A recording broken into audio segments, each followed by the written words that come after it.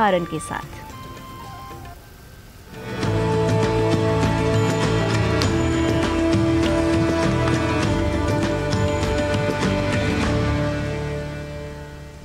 मित्राणि नमो नमः। भवतां सर्वेषां पुनरेकवारं स्वागतम् एतस्यां संस्कृत पाठशालायां।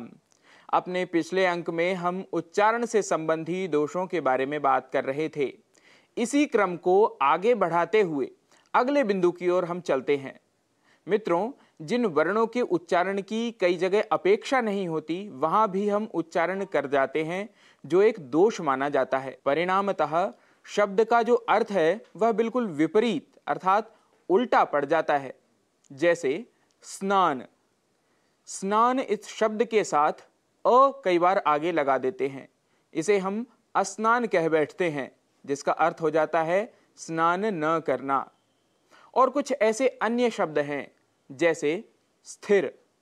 स्थिर की जगह हम अस्थिर या स्थिर शब्द का प्रयोग करते हैं, जबकि शुद्ध शब्द है स्थिर। ऐसे ही स्तुति, जिसके लिए हम अस्तुति कह जाते हैं। स्थापना। स्थापना शुद्ध उच्चारण है, जबकि अशुद्ध उच्चारण हम अस्थापना कर देते हैं, जिसका अर्थ विपरीत है, अर्थात स्थापना न होना, स्टेबल न होना, एस्टैब्लिश न होना। स्तोत्र। स्तोत्र के स्थान पर अस्तोत्र का हम उच्चारण कर जाते हैं, जो कि दोष माना गया है।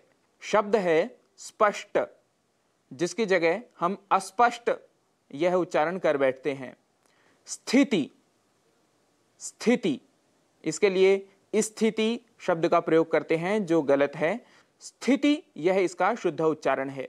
मित्रों, प्रादेशिक भाषाओं में भी कुछ ऐसे अंग्रेजी के शब्द भी स्वीकृत किए जा चुके हैं, जिन्हें हम आम बोलचाल में बोलते हैं, लेकिन उन अंग्रेजी के शब्दों के साथ भी ऐसे वर्णों को जोड़ देते हैं जिनसे उनका उच्चारण गलत हो जाता है। उदाहरण के लिए जैसे स्कूल। स्कूल के लिए हम स्कूल या स्कूल ऐसा कह देते हैं, जो कि गलत है। शुद्ध उच्चारण स्कूल होता है, ये आप सब जानते हैं। ऐसे ही स्टेशन के लिए स्टेशन या सटेशन या इस्माइल इत्यादि। हमने यहाँ उच्चारण संबंधी कुछ ही दोष प्रदर्शित किए हैं।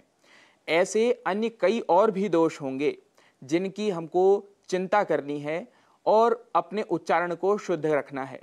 अतः जागरूक होकर उच्चारण करने का हमें हमेशा प्रयत्न करना है।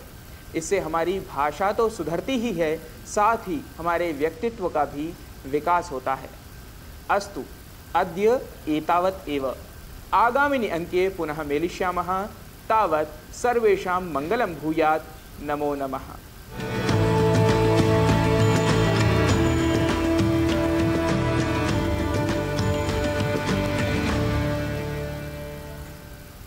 जीवन में कुछ सीखने के लिए, आगे बढ़ते रहने के लिए आवश्यक है कि ऊर्जा बनी रहे, साथ